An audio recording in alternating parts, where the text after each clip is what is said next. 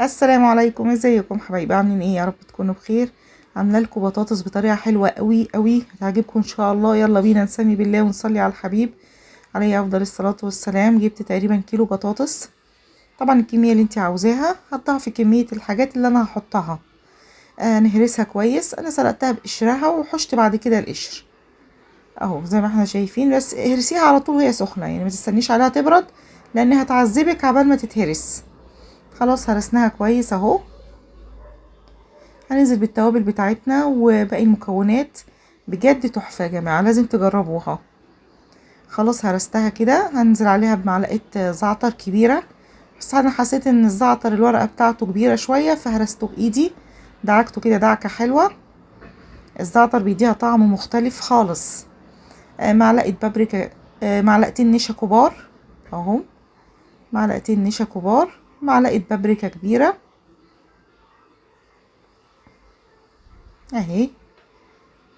نحاول يعني ايه نعمل التوابل اللي انا عاملاها عشان تشوفي النتيجة، يعني هتحسي بنتيجة طعم مختلف. معلقة كاري او بابري او كركم، يعني اللي عندك اهو. معلقة كبيرة.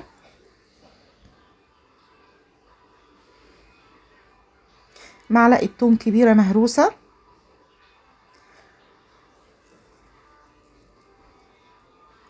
التوم بيديها طعم برضو مختلف خالص وطعم حلو، وهي البطاطس كمان بتحب التوم. معلقة توم بودر ومعلقة بصل بودر.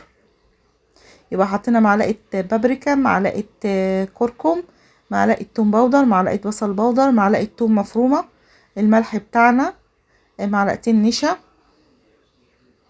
كبار.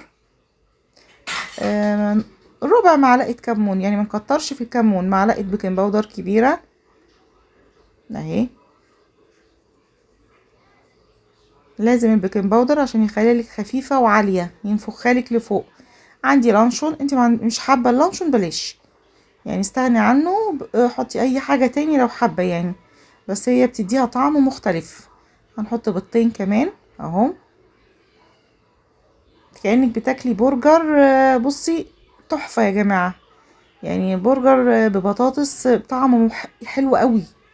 قرن فلفل حامي. انت عاوزة بقى تحطي فلفل رومي حطي، مفيش مشكلة. خلاص كده اهو. دي المكونات بتاعتي. هتاكلي احلى برجر بطاطس بجد. لازم بقى نهرسهم هرسة حلوة مع بعض. ندخل كل المكونات في بعض حلوة قوي. نعجن بقى، يعني احنا ايه هنعجن المكونات دي اهو. يبقى انا حطيت على كيلو البطاطس تقريبا يعني حوالي تقريبا هو كيلو بطاطس بعد ما سلقتها وهرستها كويس جدا. انا دلوقتي هعجنها بايديا، يعني لازم نعجنها حلو قوي اهو. لا لازم تعجنيها بايدك، انا بوريكي هي عامله ازاي. لا هنعجنها بايدينا كويس لاني حسيت ان فيها حاجات لسه متماسكه، لازم تتعجن حلو. يبقى انا حطيت على كيلو البطاطس معلقه كبيره زعتر ناشف. معلقتين كبار نشا. التوابل بتاعتنا بابريكا كركم رشة فلفل اسود، توم باودر، بصل باودر، معلقة توم كبيرة، بيضتين، معلقة بيكنج باودر، والملح بتاعنا، ورشة كمون بسيطة خالص عشان الكمون بيغير طعمها. خلاص دعكتها كويس قوي وكل حاجة دخلت في بعض. هنطلع على البوتاجاز بتاعنا، طاسة فيها زيت.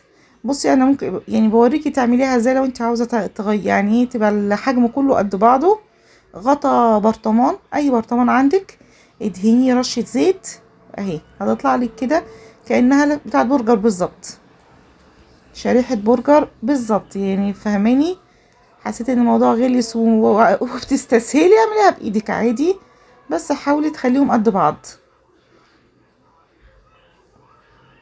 النار تبقى وسط مش عالية قوي عشان ما تتحرقش وما تستويش من جوه. الله اكبر الله اكبر الله اكبر ولا نسيت الله. خلاص خدت اللون، نقلبها الناحية التانية.